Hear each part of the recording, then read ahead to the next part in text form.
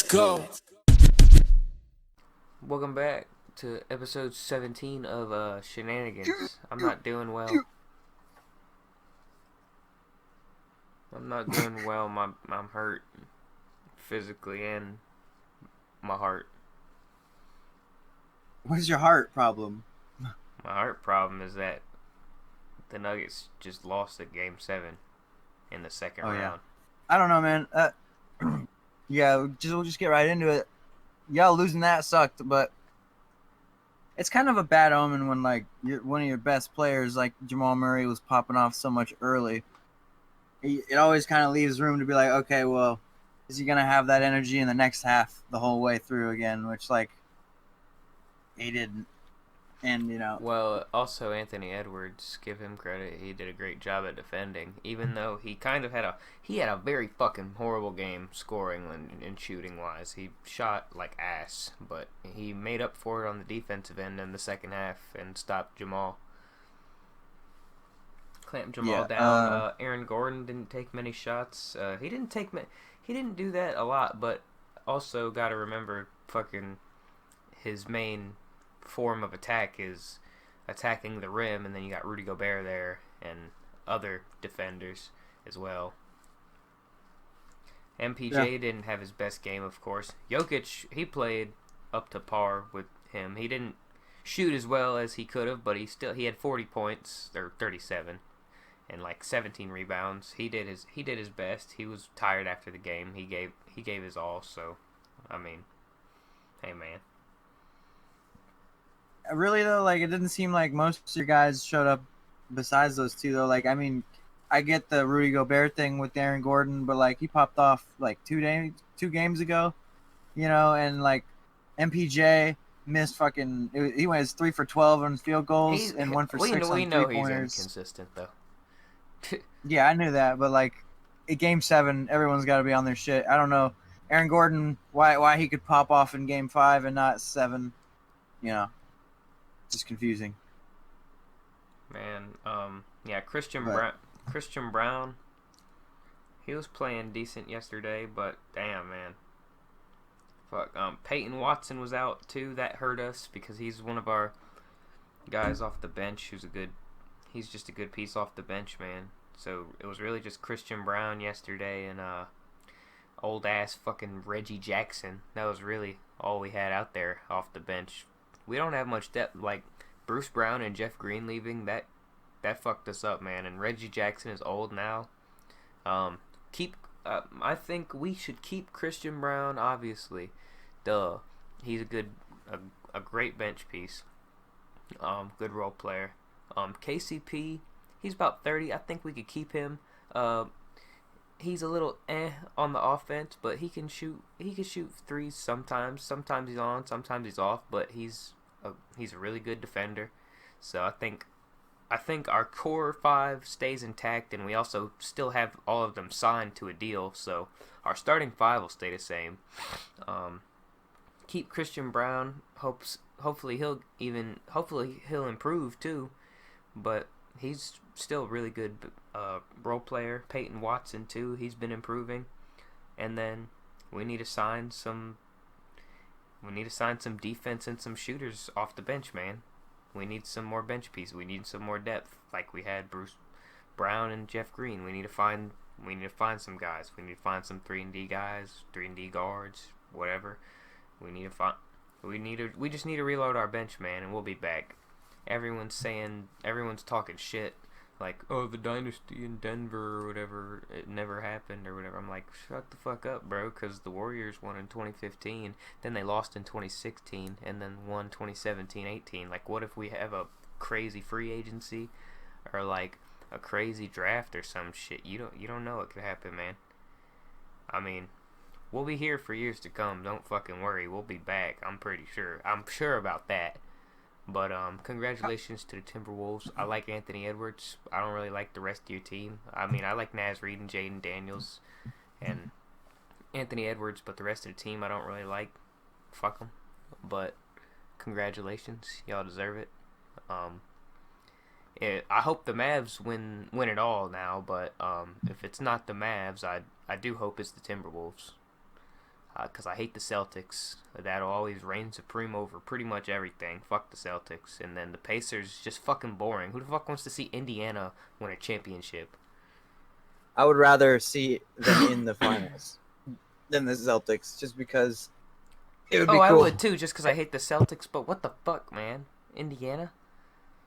Oh, also, like most of your supporting members did bad in this game, but also, We only played like Anthony two. Edwards.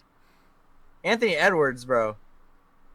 6 for 24 on field goal attempts, 2 for 10 three-pointers, like 16 points, 44 minutes. Not great. That was, but I think he said that in the end of the press conference or at the end of the game. I think I saw a clip of him being like, "Yeah, I'm my best," but that was really not his best game 7 either.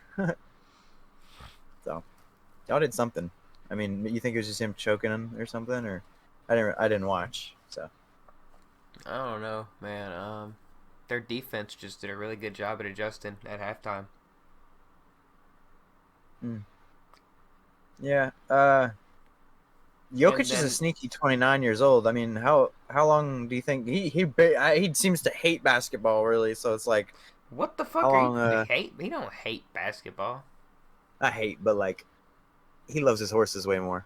And I just saw a clip of him, I like, mean, someone already asking him about playing in the Olympics. So it's like, I think, and he just looks sick of it. So his attitude to basketball is kind of weird. didn't he just lose? Or was this before? I guess, but this is also just But always still, when people talk about he basketball. clearly tries his hardest during the games. I don't even know, because like you seen him doing dunks in a couple games ago and stuff. That seems like the most effort it looks like when he's playing. Like it I don't know. looks like the game is so easy to him. Dunks don't really equate to effort. Dunks can be kind of stupid.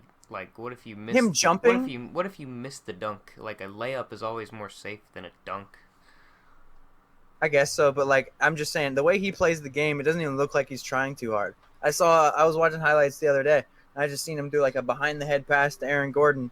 He didn't even look. So it's like, I see him jumping, I'm like, oh man, he's just at not. least he's trying. He's not athletic, but I mean, he was tired as fuck yesterday. He was sweating, breathing heavy as fuck. He was trying yesterday. I don't know. He just like he's so nonchalant.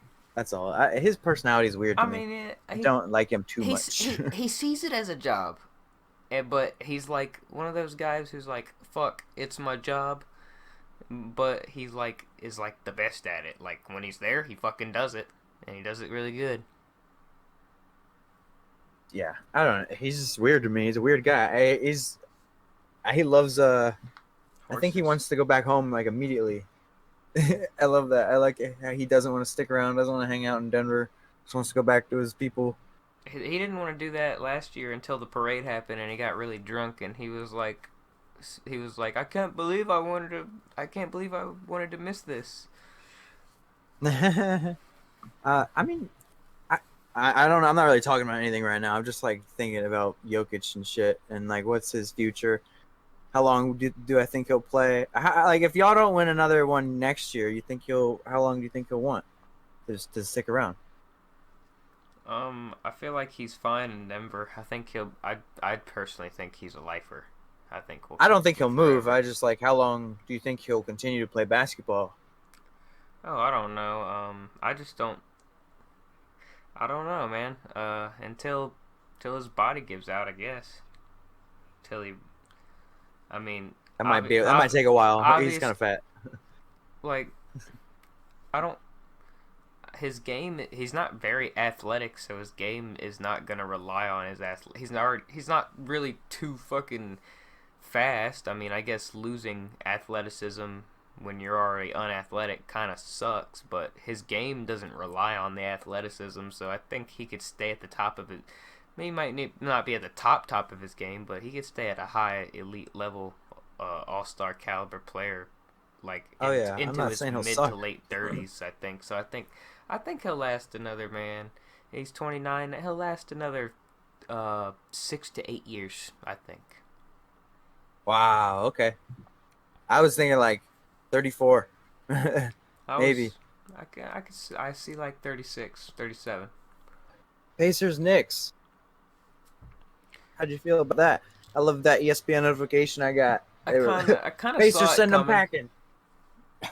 Kind of saw it coming. Not gonna lie, like everyone was talking about the last time Game 7 happened in New York, when it was them versus the Pacers, and it was Reggie Miller with his 8 points and shit and doing the choking thing. They went, yeah, that Pacers team went to the finals. Obviously, they have a chance against the Celtics. I don't think they're gonna beat the Celtics, but yeah, man, I kind of saw it I think coming. that can go 6. I think it could go 6 as well, especially with how well the fucking you know, how prone the Celtics are to having off nights, and just how sometimes a great offense can beat a great defense, and clearly the Pacers have great offense. I think, man, they score a lot. They score a lot, and their defense is a little bit slept on. I mean, I know they don't have the best defense in the world, but at some points they really put on, man. Yeah, it'll be a decent series, but I still got the Celtics in 6. I agree. I like Halliburton and the Pacers. You know, I do I feel I too. wouldn't I have think if for they their eliminated team, me.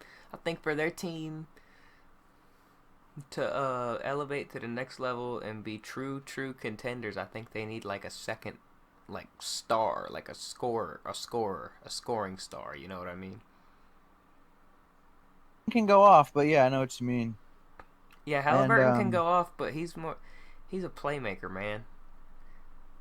He had I mean, I'd say like led the league Jason in Tatum shouldn't assists. lose. Oh, It's Jason they Tatum is shouldn't, but just. it's the Celtics. You never fucking know, dude. But I really don't think they should. No. I think well, they lost to what the Heat in the conference finals last year. Like, Was I wouldn't put Halliburton up there with fucking was it the Jimmy Butler. conference finals or the? I think that was the first round, wasn't it? Or was it the No, the second? Heat beat the Bucks, I think, in the first round last The, year. the Heat beat the Bucks a lot in the fucking playoffs. The Buccaneers, or not the Buccaneers, just the Bucks. Fucking yeah, they've had some pretty ass fortune in the playoffs since they won their championship. And before. Are you googling the playoff bracket or something? No. Oh, I thought you were. I'm stupid. Okay. And then what's the next? Mavericks beat the Thunder in By 6. one fucking point.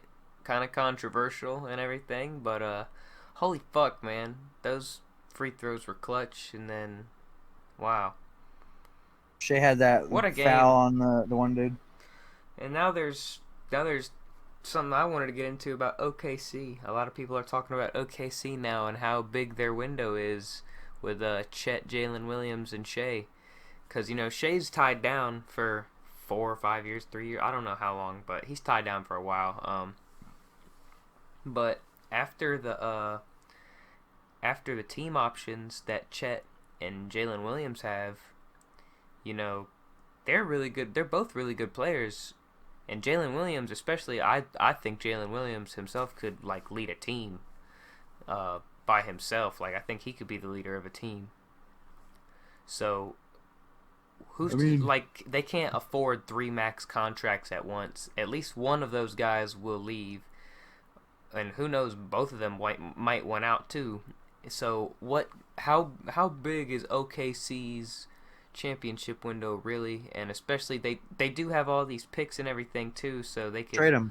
they could Trade some always picks. keep everything rolling and everything, and they could also use the draft and always keep getting back, but that might not work, man. Like, you know, you can't just bank on either of those working, because both of those could end up failing and the team might not mesh well. Or so how fucking big is this OKC team's window? And then I also wanted to say I think they need to do I think they need to do certain things that will help them win now with this big three, and I think they could win a championship within the next 2 to 3 years if they do this. So let's see here. Well, actually, it would have to be within the next two because I think their team. I think Chet and Jalen Williams team options are up this year. So yeah, so after that, I think it's 2 years they're on contract after that. So, or yeah, holy shit, man. Yeah, so they need a win now. I think they need to get rid of Josh Giddey somehow. Obviously, no one probably wants to take him with that reputation behind his name or anything, and also because he's kind of a bad player, especially he showed it in the playoffs. Bad shooter. He really just didn't need to be out there.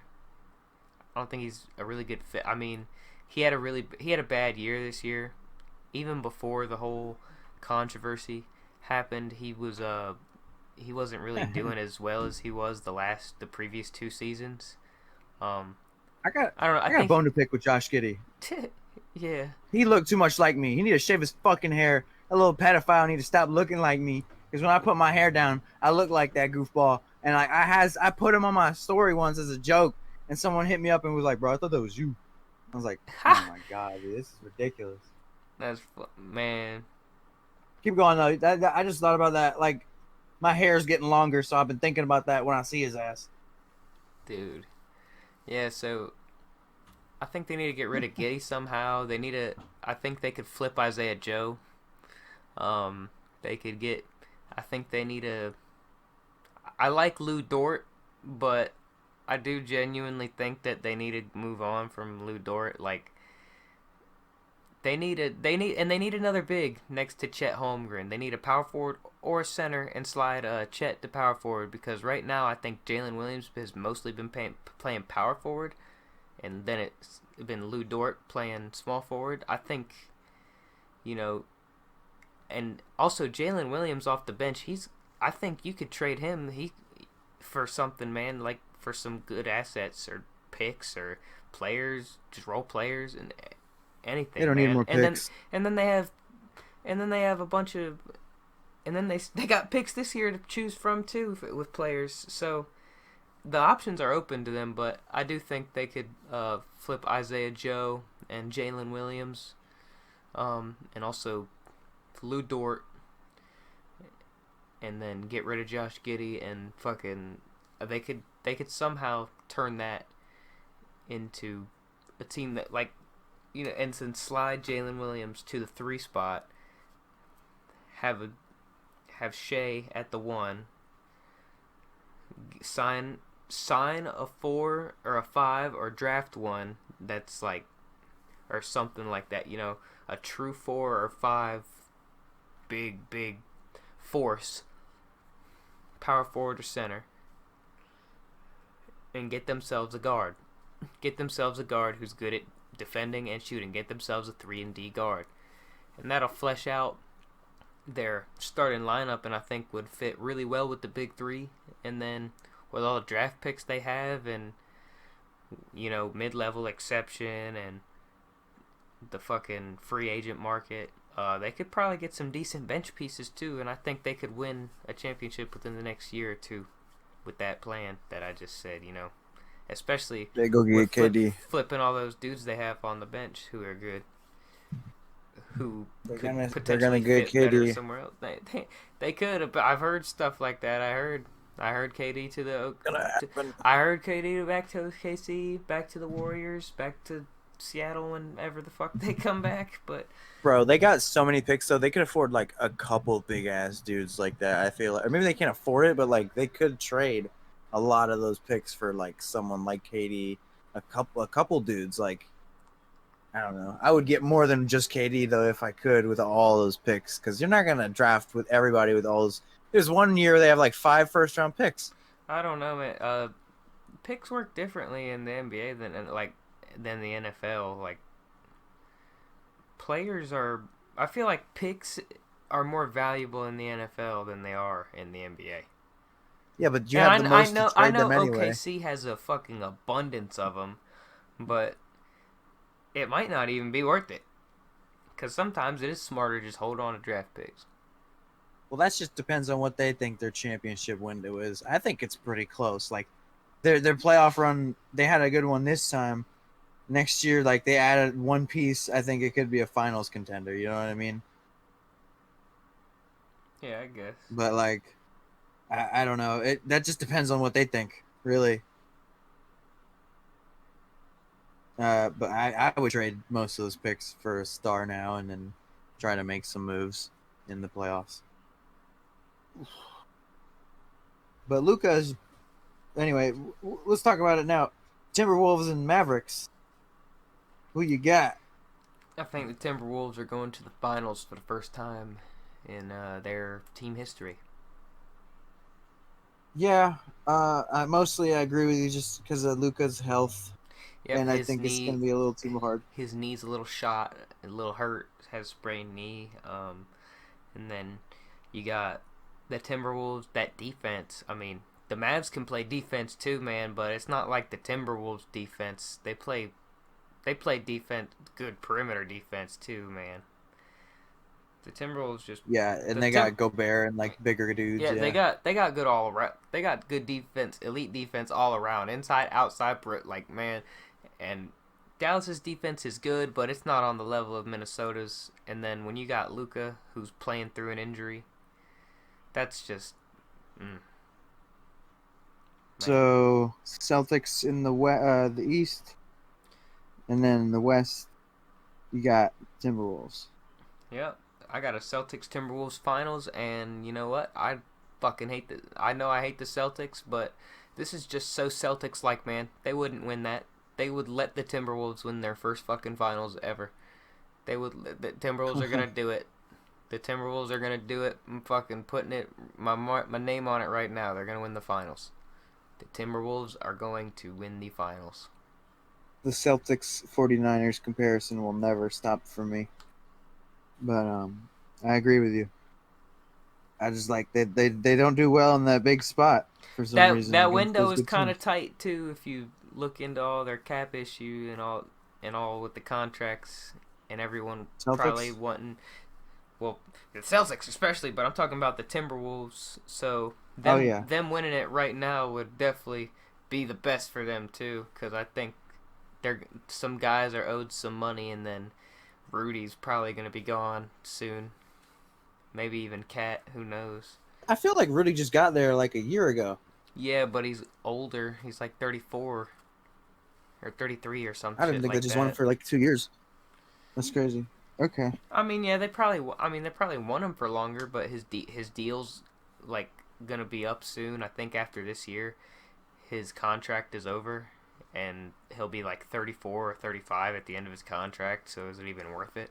And especially when you got Naz Reid on the bench, so if you could just slide, I would like it for Gobert. If you could re-sign Karl Anthony Towns and just slide Naz Reid, but I don't know. Maybe you couldn't afford that with Jalen McDaniels, his fucking large ass contract he has. Well, it's not really too large, but he has a decently sized contract, and then Naz Reid, who's owed some money. I don't know. Could they keep Cat? I don't know. And Ant? I think he'll stay there for a bit. That's tough. I don't know. The Timberwolves window situation is kind of weird, but yeah, I think the Timberwolves will win. I think you're right about Gobert leaving. But yeah, I want the Timberwolves to win it too, because I would like that for Gobert. I put a little respect on him, you know, to have a ring. People don't really fuck with Gobert. I don't either. And I get it. Like he's a bit annoying, but you know, 4-time DPOY. I mean, yeah, pretty impressive. He's a great defender. I'll never fuck. That's why I don't like him, because he always bitches and moans and complains. He's like, I didn't get All-Star. Maybe it's because all you fucking do is rebound and block and defend. I mean, dude, you're not an all-star. You're a defensive star. That's why you got defensive player of the year, motherfucker. This is the camera lower the lights thing. That was pretty funny. God. Okay. I think that's it, because Celtics Cavs ended last time we fucking were here. Dude, I think the Timberwolves could beat the Mavericks in like 5 or 4, honestly. Yeah. Like, they could beat them quick. Luka, yeah, I can see that. I'm going to give it a 6 out of respect, because I just think Luka's going to slow down with that bigger team, you know what I mean? A little stronger, a lot more like defensive players on that team than the OKC. But like, I got Wolves in 4. I don't know how long is his injury just not going to bother him anymore. That's my biggest thing. Probably until he Yeah. fucking gets to rest. Yeah. I go Timberwolves in 6 because I just don't think Luke will have it in there to go 7.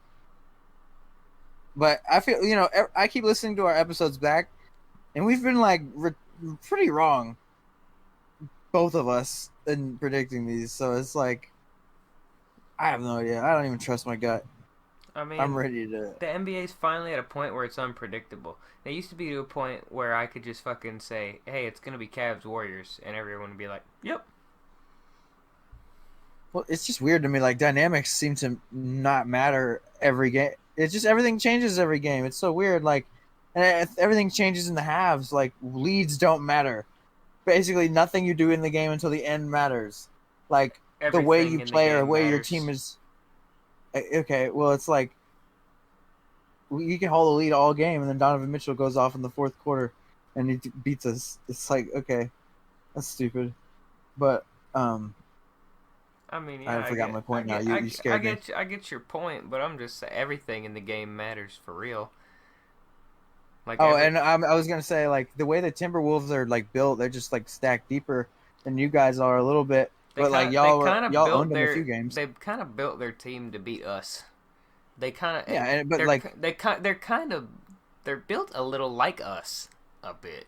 even some games y'all made them look like it didn't matter, and then some games it did matter. It's just like the way it changes is so much more drastic than the NFL. I compare them a lot because I know more about the NFL, but like it really is so much faster and so much more adjustments. It's weird. Like they got up their scoring offense like way better when the playoffs started. Yeah, teams change like pace and everything, and team identity becomes completely different during the playoffs sometimes. Like They're kind of keeping up with the Magic more than any other team. Obviously, this is like certain first teams just time I have a got a playoff playoff look at them. identity, and some don't. We need that. Yeah, Like the Bucks until they won that championship were always seen as, oh my god, they always are gonna win fucking 60 games and lose in like the first or second round. I think we see how Ant like leads the Timberwolves though, which is I like his personality as a I teammate. like At him least what too. we see. I like him too. And then Even though I he's want to see talking shit Paulo do about that Jamal more. yesterday, even though fucking, you know, Anthony Edwards didn't really have his best game, and Karl Anthony Towns kind of was the reason that they won that game. I mean, it was a combination of all of them, of course. Anthony Edwards did play really good defense in the second half, but I'm not gonna act like Karl Anthony Towns didn't fucking hit the dagger shot, and I'm not gonna act like Rudy Gobert didn't just like fucking hit a fadeaway on Jokic for some reason and made this weird crazy layup. Like holy fuck! Like all the guys on the Timberwolves, they worked together and they got that win together. But man, Cat put it on. But yeah, I do like Anthony Edwards. He is the leader of that team, but he was talking shit about Jamal, so I had to check him real quick. I mean, yeah, wasn't Jamal saying something to him a couple games back though? Yeah, they're shit talking. I'm just Yeah. biased to my player, and my guy has a ring too. Well, Rudy Gobert. I don't know why I'm bringing this up, but I was watching a video with my girlfriend the other day, and I showed her the video of Draymond choking out Rudy Gobert.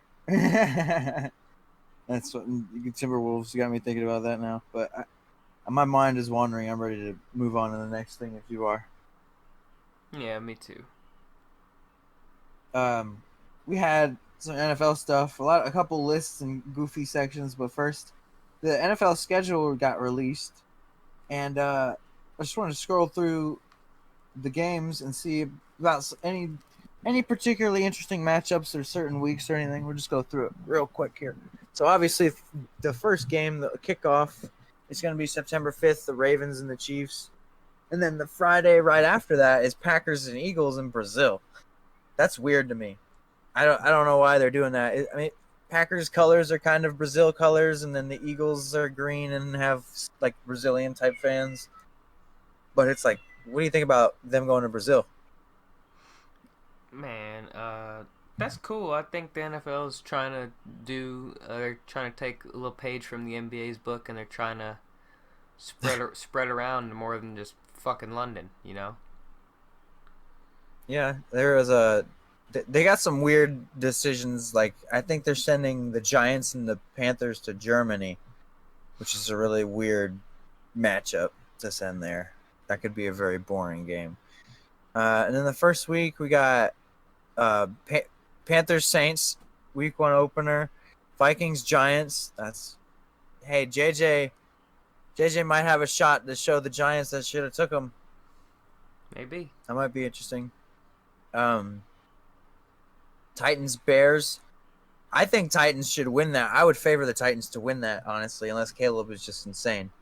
But like they have a nasty defense on there. They got like Jadobi Usyk and Legarius Sneed on that corner, and like the D line. They got that sweat guy, and they got Jeffrey Simmons. I think they got someone else, but maybe I'm forgetting. Titans offense. Yeah, I would favor the Titans there. Titans offense. They got Tajay Spears, Tony Pollard, D Hop, Tyler Boyd, Traylon Burks is at the 4. I mean, a first round pick at your 4th receiver. That's not that bad. And then who else did they? They just got someone else too. Calvin Ridley. He's got an option for everything, pretty much. I like Will Levis enough. I'm gonna compare Will Levis and JJ a lot. Just saying, like, especially now. Yeah, I'm gonna compare their careers. To be honest, I'm gonna keep an eye on both of them this upcoming season. But I think he's got a receiver for everything. Will Levis, he's got D Hop for like possession catches, something far down the field, 1-on-1. Calvin Ridley, he's got like the route running, and he's tricky and stuff. He should get open, especially like immediate, like short passes. And then like Tyler Boyd, I like him as a 3. He's tall and he's got like over the middle of the field type ability. Levis should have no excuses, really, is my point. This is a better group of receivers than Stroud had last year, I'd say. You know what I mean? Then we got we got Texans and Colts. I love that. Oh my god, week 1. Yo, I think spoiler, I'm not a spoiler, but like I think the Colts could win that division, dude. So I'm excited to see that matchup, Stroud and Richardson, right away. I think anyone could win that. I think that's anyone's division, dude. Even the Titans? Even the Titans, because as much shit as I talk about Will Levis, he could fucking just show the fuck up and shit. And Tony Pollard could always he could do better, and he might do better in the scheme with him and Spears. And then damn, bro, they still have Hopkins, of course, and Hopkins is not Hopkins of old, but he still have Hopkins. So, but I do like the defense too, or at least how it looks on paper. Cardinals Bills. I like that, bro. I hope Marvin Harrison's not like holding out because of his contract still or something. Because that could be a really good game. What the fuck do you mean holding out because of his contract? He's a rookie. Yeah. I sent you that, bro. He's got like he didn't sign his rookie deal yet because he doesn't want to give up his Madden rights for whatever it's worth. He wants more money than most rookies do. Yeah, he's being a bitch already. I don't like Marvin Harrison already. He didn't do any draft day anything except like showing up, and then like he didn't do media up into the draft. He didn't do any like drills. And now he won't sign his deal because he wants to get paid extra in Madden and shit, and doesn't want people to buy his or wants to get paid more for his jersey sales or something. Honestly, and this is all because his dad is an ex NFL player. Honestly, I fuck with the cause. Now that I hear about that. Oh my god. I'd rather. Bro, I'd rather more. Obviously, whenever I hear more about it. I'd rather support the player than the court. I mean, obviously both are fucking rich and shit, and then you got This is the it's problem a with rich kid. NHL or NIL. It's a rich kid, but I think NIL deals. I mean,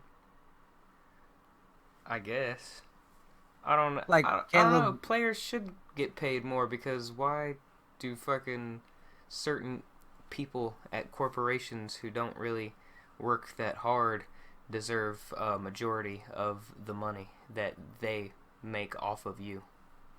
because when you pay people before you've seen them in a new situation, like Russell Wilson on the Broncos, you learn your lesson the hard way. It wasn't worth it. You know what I mean? You get proven. You have to prove yourself when you get in the NFL. Shit's harder. What if he's a Oh yeah, bust? I agree. I agree. You have to Just prove. because everybody said he is the most surefire receiver I doesn't mean agree. he is. I agree. You have to prove yourself in the NFL. I was just going more deep. I was going more deeper into it. I get what you mean, but like I don't know. I don't even like his face, dude. Like I don't like the guy. He's on the Cardinals. I don't like when You know, he went to Ohio State, but I weirdly like him.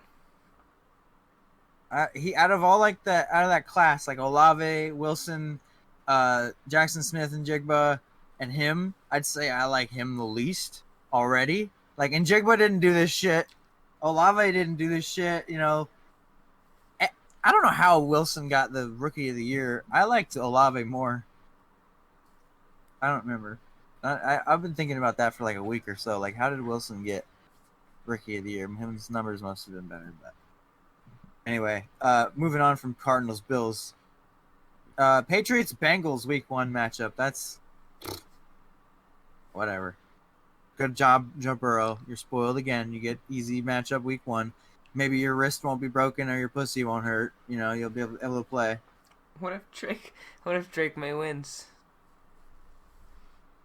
Drake May, I doubt will be the starter Week 1 for some reason. I think it'll be Brissett.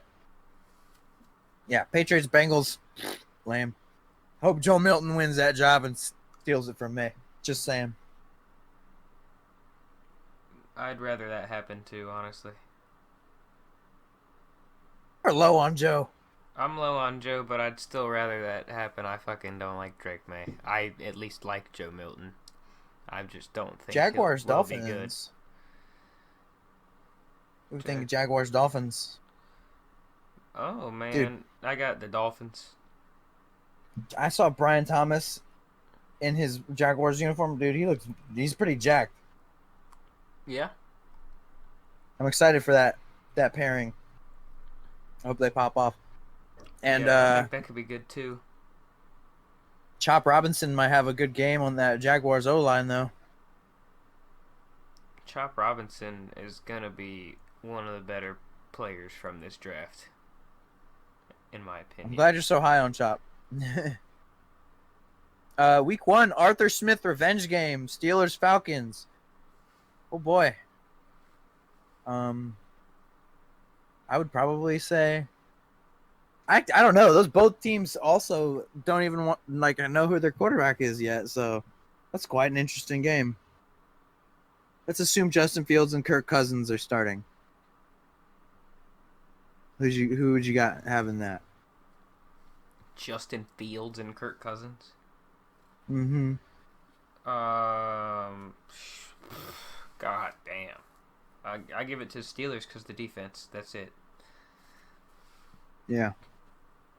I'm worried about Kirk because if he's not ready, then Michael Penix is immediately going to take his job, and it's like, when does Kirk play? You know. But I'll go Falcons if Kirk is playing, just because I think if he's playing, then he's ready. So he'll probably light up with Kyle Pitts, and everyone's gonna be like, "Whoa!" Or Arthur Smith's gonna be like, "Whoa, what? Kyle Pitts? Who's that?" And but Seahawks Broncos again in Week 1. That was like 2 years ago as well. I think Seahawks just because they're more established. Right in Week 1, but I think Broncos will figure it out after week 2 or 3 or something like that eventually. Who you got? Oh yeah, and Byron Murphy the second. I forgot. I think he's going to be a game wrecker in that, especially. Seahawks. Dude, I'm actually really nervous for Byron Murphy, man. If he stays healthy and stuff, I have no reason to believe he won't be, but like he's a big dude, so it's like you never know. He's gonna be a problem. Raiders Chargers week 1. Chargers, I think, will just outcoach the Raiders. Yeah, I got the Chargers in that one. Jim Dude. Harbaugh debut. Have you seen what's Brock Bowers, dude? Yeah. He needs to just shave his fucking head, dude. Yeah, he's His fucking hairline. bald. That is terrible. He's like 20. How old is he? That's crazy. Yeah, he's got like baby hair or some shit. I don't know. Commanders, Buccaneers. That's a good one. I think Commanders can come out and light him up if Daniels is on his shit. I think so too, but man, I don't know. I think the Bucks have that one. You don't think he'll be the second coming of RG3? No, I just think they're a young team, and that's gonna be one of the games where they're just gonna get stunted on by Baker. Oh man.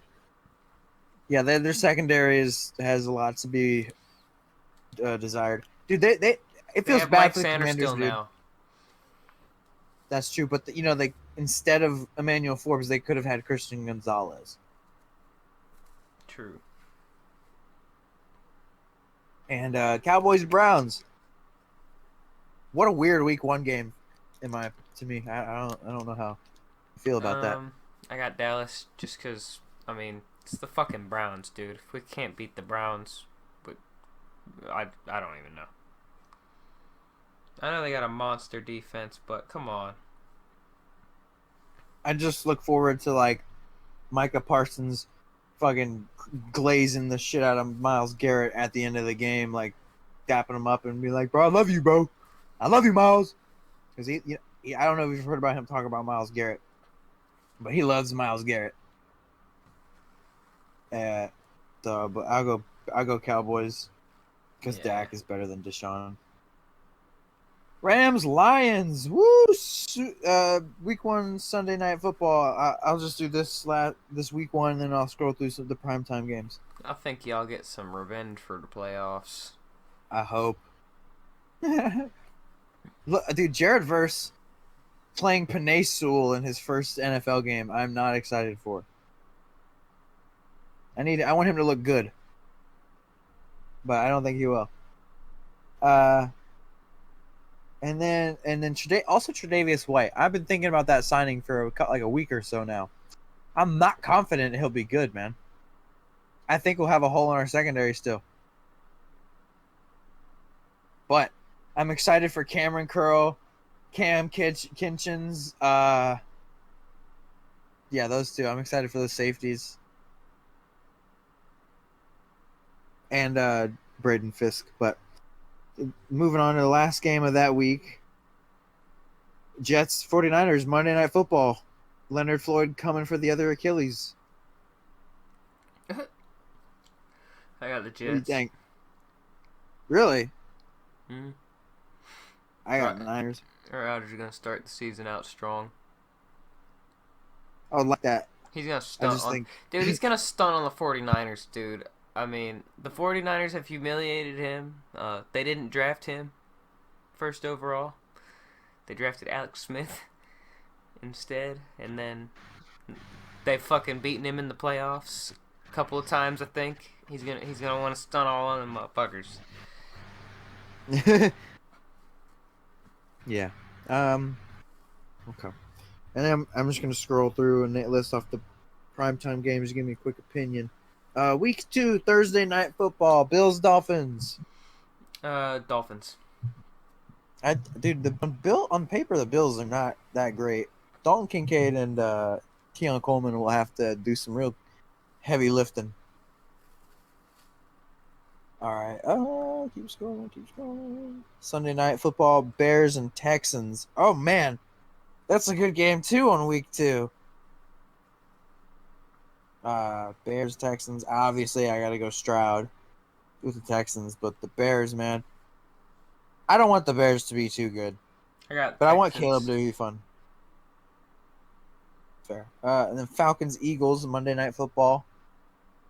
That that could be good. If all those skill players, if Raheem Morris just plays like someone who's playing Madden, fuck's sake, they'll do better than Arthur Smith. But I'll go Eagles there. This is gonna take forever. I'm not gonna go through all these. Week 1's good enough for me. Not good enough That for me shit. I too. just realized how long that shit is. Oh my god. Okay, but yeah, the schedule release got dropped. That's cool. I mean, there's some good games throughout the year. I'm just scrolling through to see if there any pop up on my head right there. Jets Vikings on 9:30 a.m. in week 5. That's weird, but that could be cool. Rodgers versus the JJ. Well, yeah. Let's get into some fun, goofy NFL stuff. My girlfriend and I were talking about the podcast, and she was like, "Why don't y'all do a top 5 NFL uniforms list?" So that's what we've done, and I've got her list as well. I'm gonna read off. So if you'd like to start, Caleb, you can start off at number 1 or number 5 of your top NFL uniforms, however you want to go. All right, man. I'm gonna say it here. At number 5, man. At number 5, we're gonna have the Jets with their new uniforms. I like how they brought it back to the '80s style. I like that. I do like Jets. I like that green. It's probably my favorite. Well, not my favorite green, but like one of my favorite greens. I like it more than the Eagles. It's really clean. I But like. I like their new uniforms. oh yeah, I don't think I've got them like ingrained in my brain, but I do like the Jets fits anyway. Cammy's number 5 was the Bengals. I guess she likes the black and the stripes and stuff. That was just Uh, outside of my top 5. That's gonna be like my number 6. I don't think you're gonna like some of my picks, but because I didn't like the Bengals really, but like I like the Chiefs at my number 5. I think out of all the Reds, like all the red uniforms, I'd say theirs is the most like iconic and historic, and just the best kind of red. It's bright. It's like royal looking. And it's not like a sad red like the Cardinals, and it's not overshadowed by like weird like font in black with the Falcons and shit. So yeah, I like I the don't know, Chiefs, man. and it stayed the same for the most part. I I do. can't The say the Chiefs are Chiefs all have right. I do changed. like the Chiefs. They're all right. Mahomes makes it look dope. Like I think I don't know. I just think Mahomes in his 15 and shit is pretty iconic already. But who was at your 4? My number 4 is gonna be the Saints. Mm, I like black and gold. I just like that color scheme a lot. yeah. Uh, I think Cammy almost had the Saints in there, but at her number 4, she had the Eagles. I almost had the That's her Chargers in team. there, but the Chargers just missed it. They're at like 7 for me. Oh well, Chargers were Cammy's 3, so for her it was Bengals, Eagles, Chargers so far. Um, uh, at my number 4, I had the Rams. I'm biased. I think we're better. I think ours are better than the Chargers. Uh, I think I don't know. I don't like how theirs are. I think it's not a copy, but I don't know. Especially like our throwbacks, our dark blue. I think the dark blue is just menacing, man. And like Aaron Donald retiring, I guess is like him in the Rams uniform is just as iconic as Mahomes in the Chiefs one to me, but he's gone now, so I'm gonna need Puka to make that Rams fit look just as good, and he's doing all right. I think it's just the better. I like it more than that the Chargers blue and yellow. I feel that. See, and my number 3, this is really tough. I kind of had these 3 like these are like like motherfuckers talk about 1A, 1B. This might be 1A, 1B, 1C for me. Because this is really tough for me. My top 3 is really tight. But at my number 3, I have the Baltimore Ravens. Really like their purple. They're pretty good. They're one of the only teams that use purple. And I'm like, wow, they actually look menacing using purple. Yeah, purple's. I'm a big purple guy. But I didn't have the Ravens on here. I think I don't know, dark. When teams are too dark, it's not as good to me. But yeah, Kemi had the Chargers at 3, and at my 3, I had the Steelers. I love their black and gold, Classic. black and yellow and white. That shit's perfect. Like I can see that. They personally didn't make it, but I can see why you have them there. It's intimidating, man. Like it is. I don't know. I would never want the Steelers to ever change their uniforms, so I get it. Yeah, it's kind of perfect. Oh, I don't think they'll ever change it. No, they should. But yeah. At my number 2, I'm gonna have the Carolina Panthers. It was really tough. Like my top 3 is really tight, man. I love the Panthers uniforms, especially their blue ones. Like really, I like the black blue with the black pants, man. When they do that combo, that's nice. Even the blue with the white pants is nice. Or they're all black is nice too, dude. I just like their blue and black and silver combo. It's really nice. They want us to go back to our old colors. You know, the darker blue. Yeah, I get what you mean. Yeah, like the royal blue or like the darker yellow. You know, the older ones. I don't know. Like when we first got back to LA. But anyway, Kimmy's too. She had the Dolphins. I guess she likes the teal. I like the colors, but I like their throwbacks more. I think their font's weird. I think it's kind of ugly, but I do like the colors. I think the teal jerseys are a little too teal, but like it's a good, unique color. I don't think that there's another team with that exact shade of blue or turquoise or whatever you'd call it. Oh yeah. But and then at my 2, I had the Vikings. I love the purple as well, but like I like their bright purple and that yellow, and it's just like I like a football team to be a little bit cartoonish or like bright, you know, like the Rams and the Chiefs. You know, they're pretty. They pop off the page, you know, or there's no page, but the TV. And I like the Ravens. Purple is good and all, but it's like darker and serious, and it's like they look like knights or something, or like a. I don't know. They look scary, and then the Steelers just look like they're just dope, man. I don't know. They're not the Steelers. Sorry, the Vikings. Purple people eaters. I get that. My number 1 is gonna be the Philadelphia Eagles. I like all their uniforms. Wow. Really do. My rival team, but I love their uniforms. I like their logo. I love their uniforms. Their logo. I like most of their shit, man. They're pretty fucking clean. They're changing the logo, or not the logo, but the uniform a little bit, where like above the NFL, where it says like Eagles, and it has like that sharp, cool looking like tap out type of font. They're changing it to like a simplistic. To their end zone font that they just changed. I know they're changing it to that Eagle. I kind of don't like it, man. I kind of like the old Eagles where it was sharp and jagged, but I do kind of like this new style too, though. At the same time.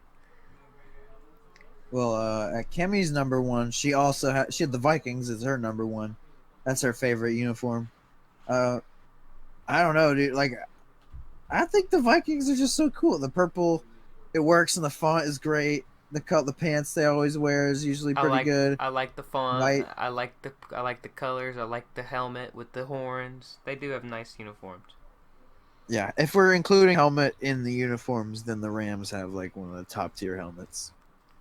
Yep. But then for my your number 1 was the Eagles. Yeah, my honorable mentions that didn't make the cut. I got the Raiders in there just because classic. Steelers, classic.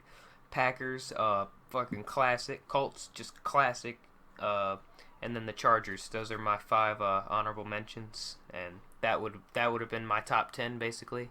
The rest are below 10 for me. For my number one, it was actually the Packers. I love their green and yellow and white. I think it's super iconic. It's historic. It looks great. There's just the shade of green. I don't know, man. It's like lucky or some shit. Like it's shiny. Like if you saw that color of a car interior, or like if you saw that color of green on anything, it would look delicious or expensive. You know what I'm saying? Mm-hmm. I just like it's a perfect green. And then the helmet complements it so well. They've got like one of the best football helmets. It's simple, but it's got the logo. The yellow complements the green so well, and then it's great. I love the Packers. The Colts almost made it, but I didn't want to hear you talk about how they're so close to the Cowboys. So I like them more than the Cowboys. Yeah, I like them more than the Cowboys too. Oh well, I thought you usually told me that. Oh, like they're so close to the Cowboys. Blah blah blah blah. I mean they are, but I do like it better. The Colts. Yeah. Moving on. I told Caleb he has to excuse me, put his name on 3 NFL takes to ride along with during the season. Uh unless of course an injury happens to the players or whatever. Yep. But anyway, with 3 NFL takes, here we go. Caleb, what's one of your first takes or whatever? With Joe Burrow healthy, and their new line acquisitions and their draft and their free agency and everything, I think the Bengals will have their best season so far under Joe Burrow, and they will go back to the Super Bowl this year. Oh wow, Bengals Super Bowl. That's a big one. I don't really have one like that. I mean, I think they'll win the NFC North too. Basically, I think the Bengals are back on top. I think this is going to be the best Joe Burrow Bengals team that we've seen up to this point. Even better than the team that did make the playoff, the Super Bowl, and the one that made the AFC Championship the year after. Huh. All right, I don't like the Bengals that much, but him and Jamar Chase are gonna get back on their shit. All right, I guess that a good line's one. Gonna help a lot. All right, I got you. I'll go with one that's similar. I said the NFC North too earlier. I meant AFC North. I'm high on Bo Nix, and I'm confident. I looked at the schedule when I made this prediction. I think Bo Nix can lead the Broncos to 10 or more wins next year. Damn. Yeah, I think I like him, and I think their receiving core is low key good. Cortland Sutton, Troy Franklin, Marvin Mims. I like that a little bit, and with a quarterback that will listen to Peyton and just do what he wants, I think they can win football games. It might look rough in the beginning, but I think they can get about 10. All right. Bo Nix. My second take is going to be about the Bills. I think that Josh Allen will have the least turnovers in his career, despite the fact that Stephon Diggs is gone. He'll spread the ball out more, and I think that'll be better for him, honestly. At least individually. I don't know how it'll work for the team, losing Diggs and everything, but I think at least for his stats individually, he'll be down on the turnovers. Bro, can we talk about his receiving core real quick? Like, Keon Coleman, okay, that's cool. And then Dawson Knox, Dalton Kincaid for the tight ends. Davis, is he even there anymore? No, he's a Jaguar now. Ha! Wow. Yeah, no, Gabe Davis is gone. They got Curtis Samuel, and then it gets just ridiculous from here. They went so big, bro. They got Marquez Valdez-Scantling, big guy. They got Chase Claypool, big guy. And they got Mac Hollins, big guy. So they're just going big for Josh Allen, which I kind of like work. That. That's what I'm saying. I kind of like. That's like the opposite of the Dolphins. That's what I'm saying. Like, I don't understand how I don't know if it'll work in the grand scheme of things, like with team success, but individual success, I think Josh Allen will be down on the turnovers because of that, because he'll have more to throw to, and people aren't just going to be like, oh, he's just going to throw it to Diggs. Matt Collins, when I watched him play for the Falcons last year, he got a couple good looks because Arthur Smith just likes to throw to everybody. But like, he's a big dude and he's pretty jacked and athletic. Like, I don't know how often they'll be using him. He'll probably be like receiver 3 or 4. But I like Matt Collins, so I hope he's decent with them. I think it'll probably be Keon Curtis and then whoever I was just talking about because my brain is malfunctioning. Curtis Samuel. No, Matt Collins. Oh, Matt Collins. Yeah. Anywho, my next one is I think Xavier Legette will get 800 or more yards next year. All right, with Bryce Young. I can see that. I like him. I like his yak. I don't think he'll even have to be necessarily too downfield. I like how he runs. I think he's big. I think he's jacked. I mean, I don't know. I like how he is, and I think there's gonna be some distractions there too because they got Deontay Johnson. They still got Adam Thielen. They got them a tight end that they like. They got a couple tight ends now. I like Tommy Tremble on there as well. They don't really use him because I think he's like a sophomore or like a third year guy or something now, but he's always been a backup. But I don't know. I like the Panthers' weapons more than last year. DJ Chark is an underwhelming guy that they had. I always was not excited by him. And then like Hayden Hurst was like whatever tight end. I think they got like what's his name, Jadavian Sanders or something like that. I can't remember. I don't know. They got some tight end that they're excited for as well, and Jonathan Brooks. But long story short, I think it'll be spread out on Panthers, and he'll be the best option. Gotcha. 800 or more. Here we go, man. Here's my prediction. I don't think you'll agree with this, but I'm putting my name on it. I think the Chargers are going to have a top 10 offense next year. Well, they're going to be top 10 like scoring. Yeah, top 10 scoring offense in the league. They might have to be because I don't know how well their defense is going to be. It'll be good. It wasn't that great last year. I could make another hot take right now and say their defense will be fucking good. Their defense will be really good. That'll be the impressive thing is how much their defense cleans up. Caleb's a Michigan fan. If y'all don't realize by now, he said Jim Harbaugh. But okay, that's not bad. Top 10 offense.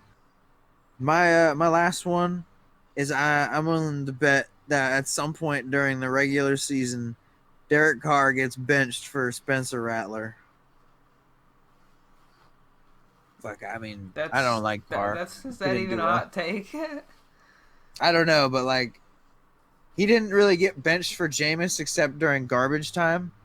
So I'll make it like benched for performance reasons, not garbage time or whatever. You know what I mean? Yeah. Like, he'll be benched because he's ass. Yeah, I know what you mean. Okay. He will be benched because he's ass. I agree. I actually agree with that take. I would like Spencer Rattler to be good, It'll be interesting, man. He was projected number 1 overall pick before fucking he actually played in college for some reason. Bit weird. Why is that projection if you haven't played in college? Well, I mean, he played some. He was like the number 1 quarterback, 5-star dude, Lincoln Riley, blah blah, Oklahoma quarterback. Seen that clip. I don't know if we talked about it during draft time, but he was on some show called Quarterback, I guess, where or like something else like that. And he was like a dickhead to some other kids or something, and it made him look bad. And that's why his draft stock fell, apparently. He's salty because fucking Caleb Williams took over his fucking spot. Speaking of rookies, I'm going to go ahead and bounce into the next section here. I got 5 different player versus player situations, and I just want you to pick who you think will have the better rookie situation next year, or who will do better in their situation next year. All right. So right off the bat, we're gonna do Caleb Williams versus Jaden Daniels. Who do you think will do better next year? Oh man, Caleb Williams. Just because, fucking man, Jaden Daniel. They both kind of have. Oh, that's. That's fucking crazy, dude. That's tough. I don't know. I want to change my answer now. It'll be Jaden Daniels. I think Jaden Daniels brings more to the table immediately with his legs. I know Caleb Williams got legs too, but I think Jaden Daniels will have the better season. Yeah, I don't think Caleb has the same like I don't Tyler trust type in of legs. Eberflus. Yeah, for defense, I guess. All he's done is just put the pieces there for offense, and then built. He's trying to do defensive scheming for his job. But like, I think as long as Jaden stays healthy, I think you're right. I think he'll do better. Getting the ball to McLaurin and Luka McCaffrey, I'm high on. I think he'll be a standout next year right away. And yeah, I agree with you. Jaden Daniels for me too. Yep. Next up, Malik Neighbors or Roma Dunze. Who do you think will have a better rookie year? Roma Dunze. Malik Neighbors doesn't have anyone to throw him the ball. Yeah, I thought it would be a fair comparison because Rome is likely to be wide receiver 3 on his offense. You know, because Keenan's there and DJ Moore. That's And fair. then Neighbors will obviously be number 1. That's fair. But to be fair, those guys are not really more, but Keenan Allen at least is older. So I mean Rome is there. I could see Rome potentially taking over a spot if Keenan Allen just for some reason just has an age drop seat, like he just has that age catching up to me season, even though it He hasn't did have happened. like one of the best. Even though he did have a fucking amazing year last year, I'm just saying. You know what I mean? Like it could Yeah, happen out of fucking nowhere. yeah, I agree. It's just like if Keenan does have a regular Then Keenan also year, injuries. yeah, yeah. It's just it was my thought was depth and stuff like that there, but yeah. Um, I don't know. I'll go with Neighbors just because I think Odunze is gonna like. I think Keenan will get his. He's only there for a year, so I think he'll show out in the year. Uh, next up, Liatu Latu versus Jared Verse. Mm. Oh wow. I didn't want to do Dallas Turner in there because I feel like he's a little bit more developmental. Gosh, I'm gonna just say Latu because I feel like y'all are more stacked on that side of the ball than they are.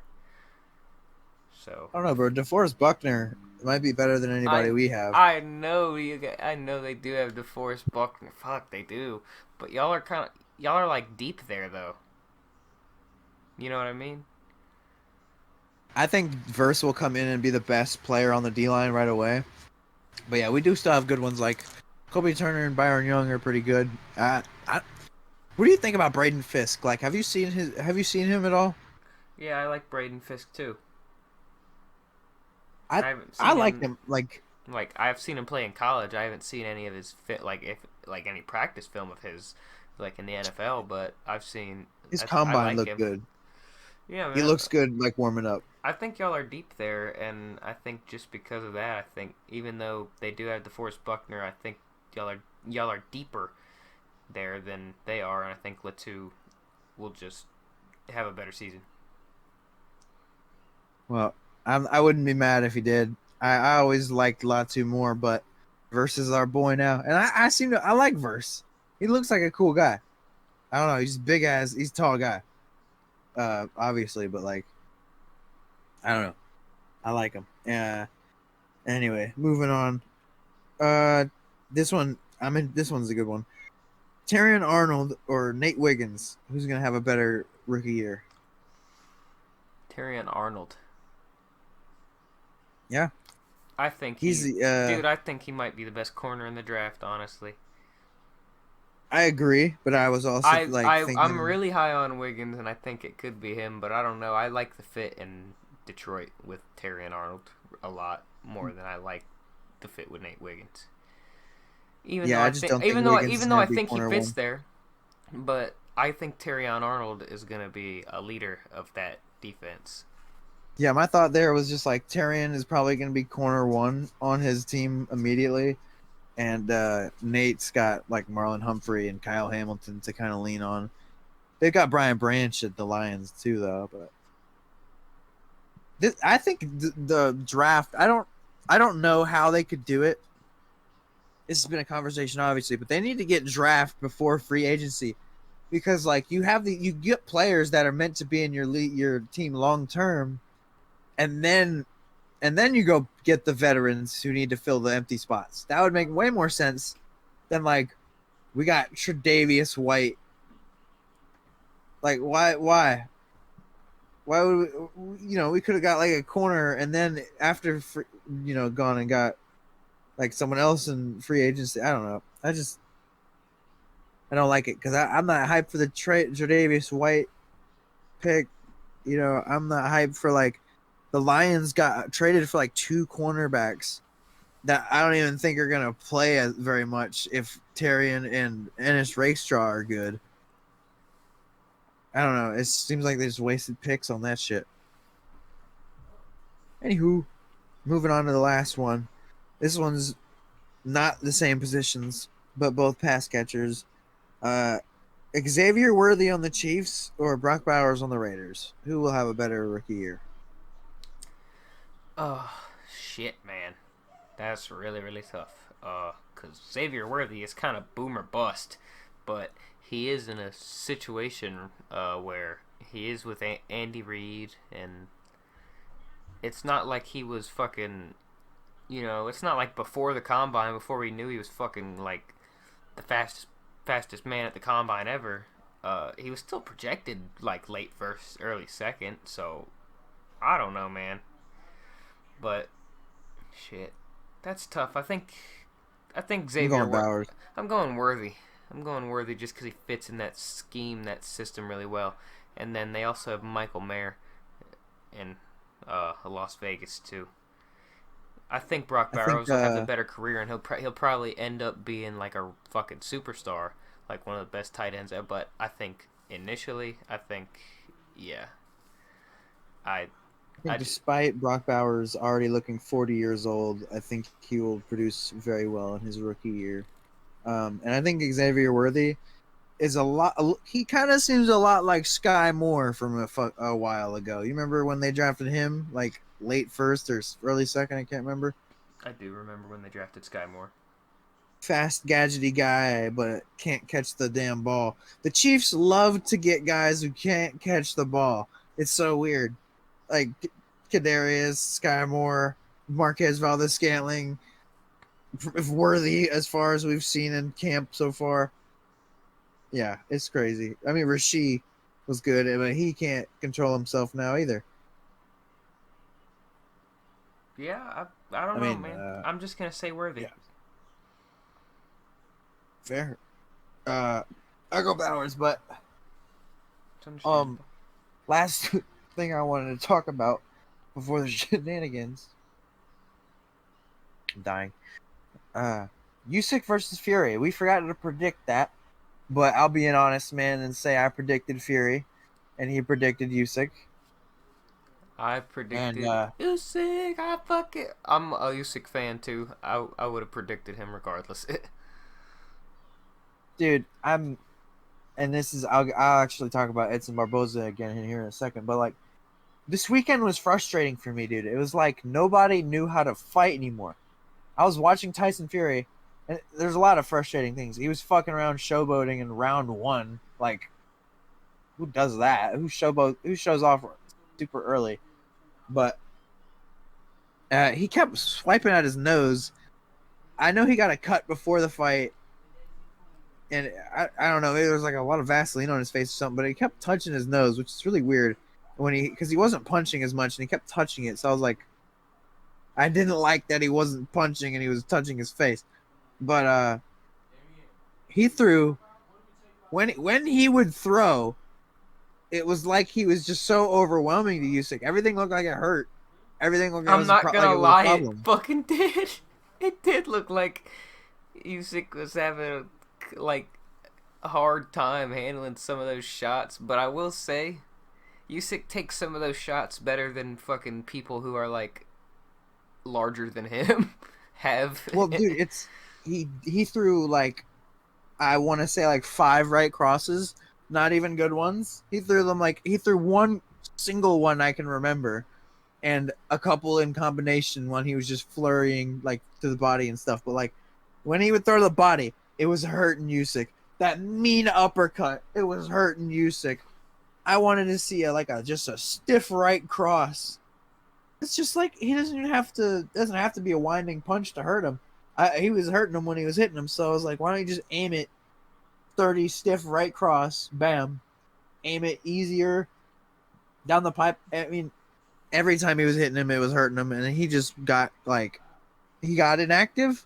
He got too close. It looked like he got tired eventually, He also wasn't and really. He wasn't controlling the pace of the fight either. He wasn't really moving forward. He was moving backward the entire fight, basically. yes, but that was dumb. But I think he's used to thinking that his like head movement and footwork and stuff is good enough for that. But it was just like by the time But against a guy who I don't fucking know. also like that mainly he fights fucking power punchers. He's not fighting a power puncher. He's fighting someone who's technical like him and defense like honestly even more so. I mean, he's smaller. He's a natural cruiserweight. He's not even a natural heavyweight. So this is really impressive. And I like Usyk's style and everything even though he's not a big knockout guy or anything. I like the way he fights and I like his footwork and head movement and everything. And I like the way he changes up the levels and shit. I I like how he changed it to the body, to the head, and all that shit. I'm not gonna His don't defense is pretend really like his good. body shots hurt Tyson. Don't pretend like his body shots were doing anything to Tyson. What the fuck are Those you like talking? I'm dude saying, when he punched Tyson in the body, like Tyson just smiled at him and it sounded like a flap. It's just like a like he didn't even move. okay, It was weird. but Tyson's who won the body is fight? like I don't yeah, because he hit his head, not his body. Yeah, that's what I'm saying. What the fuck do you think you hit the body for? Like he's changing levels to fucking switch the guard up where fucking Fury's guarding. Duh, that's what I'm saying. I burp at you, sir. Like how do you do like you do Muay Thai but you don't know how boxing works? I do not punch to the body very often. I get hit. I think body Well, I mean, punching is awful. I mean, obviously, fuck. I mean, obviously, body shots are thrown to hurt, but I mean, he does fucking he does change levels just to fuck you up, and so he's unpredictable. Like, oh, I'm I gonna hit just the bot, remember and seeing him punch. it counts as a landed punch too. Yeah, I just remember when you said He's a fucking nice point. He's body a work point. and shit. He's a point scorer, man. Like that's what I mean by nice body work. He's a point. He's scoring points. I don't mean like wow, he's fucking raging his body like he's like fucking Pointing out that like when I saw him hit the body, I noticeably was like, damn, that did like I not mean hurt Tyson. how technical and like point based he is. I guess that's what I mean. In that aspect, yeah, he's good at landing and winning by the points for sure. I'll be honest, I'm not the biggest Usyk guy. I've watched his last fight and I watched this fight with him. In his last fight, he got hit with a body shot, which his big ass belly pulled up his pants all the way and said it wasn't because I hate and boxing is stupid and you can go up to your fucking nipples and it's still body or whatever. Yeah, I do agree. Fucking that's Are you? weird. Dude, Tyson Fury did throw really low though. I did. Yes, Tyson did do that, and Usyk was bitching about it. But I don't know. Tyson complaining about the referees and or not the referee, the scorecards being in his favor and stuff because they're at war. I was like, dude, the ref was totally on your side the whole time, Tyson. That guy saved him in round 9 because that was no knockdown. He was out on his feet on the ropes.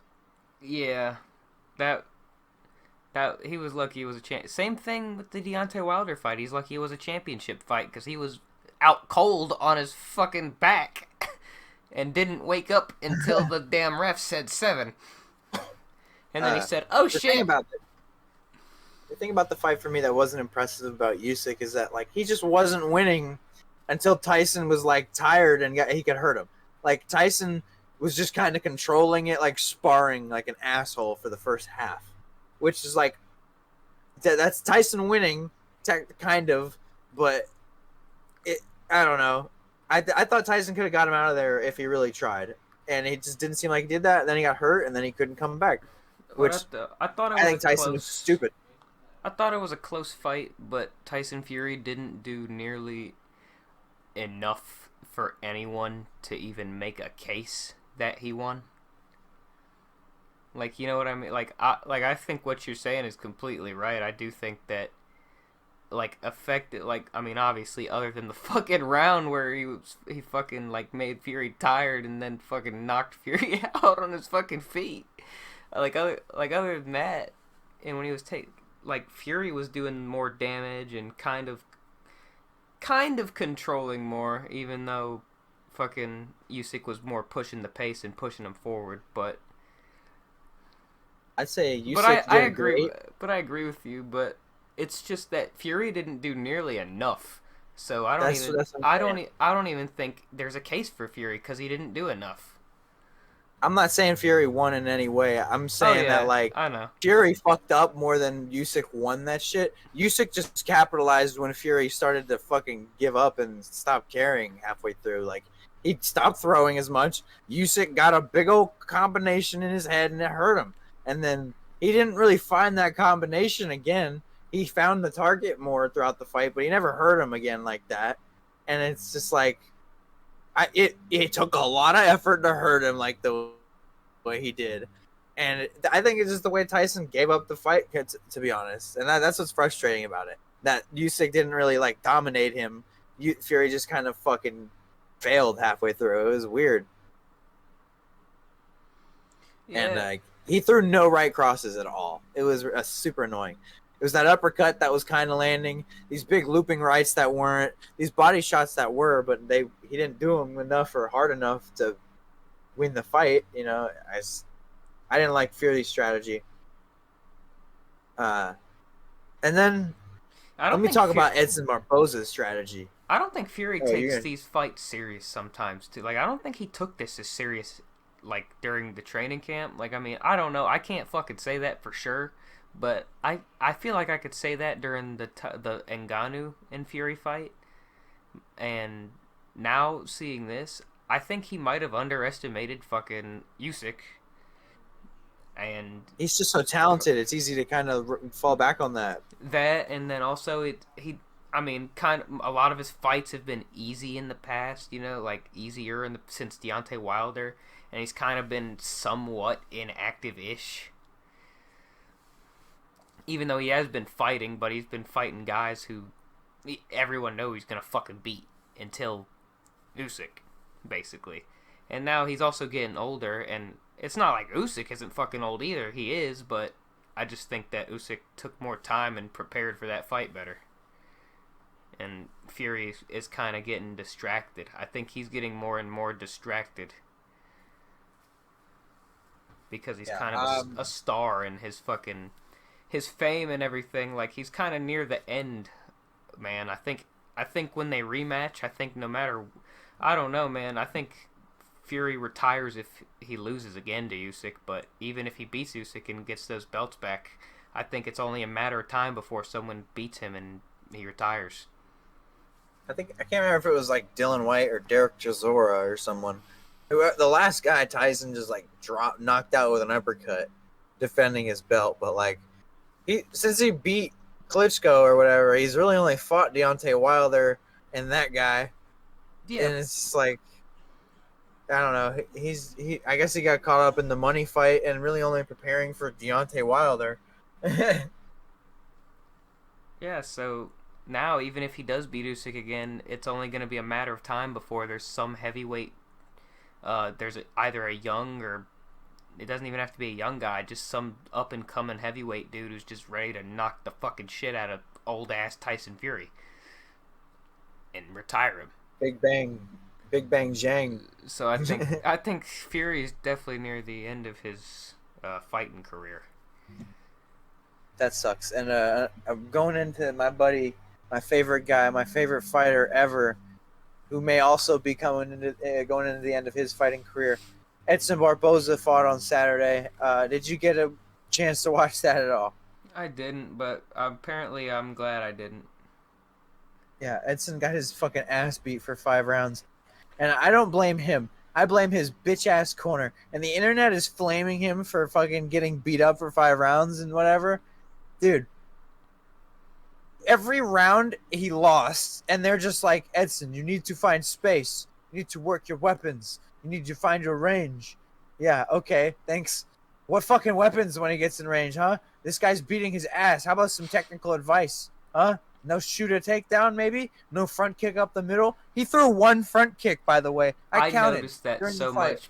That is such an underrated part of the fucking game, bro. I notice when I listen with sound on, I can hear the cornermen talk, and some of them, obviously I can't understand because they don't speak English, but the ones that do, like, you could tell the good ones and bad ones, because bad ones will be like, do this, and they'll just say the most generic, basic ass shit, like, use your weapon, like he said, like you were saying, and then I'll notice when some dude's like, you see when he's doing this specific move right here, you do this, and shit like that, and he's like pointing out specifics, and I'm like, that's a good corner guy, he's paying attention.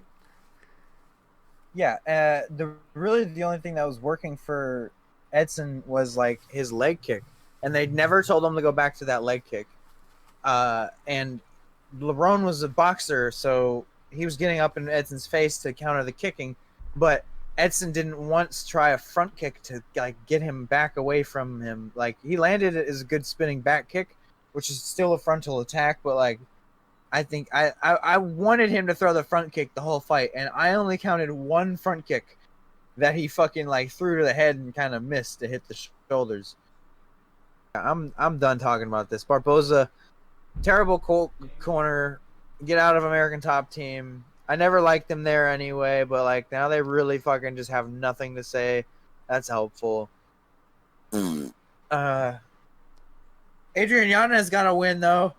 I like him, and Chaos Williams is this really scary welterweight. He just knocked this dude out in 1 shot. But did you have anything you'd like to talk about before we get to the shenanigans?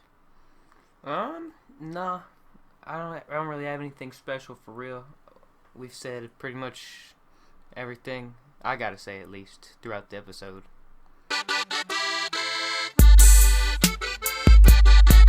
The shenanigan of the week. Cool, because the shenanigans, I keep saying zzz, because it's a co-shenanigan this week, both from the same event during Barboza versus Murphy. 2 women fights ended goofily.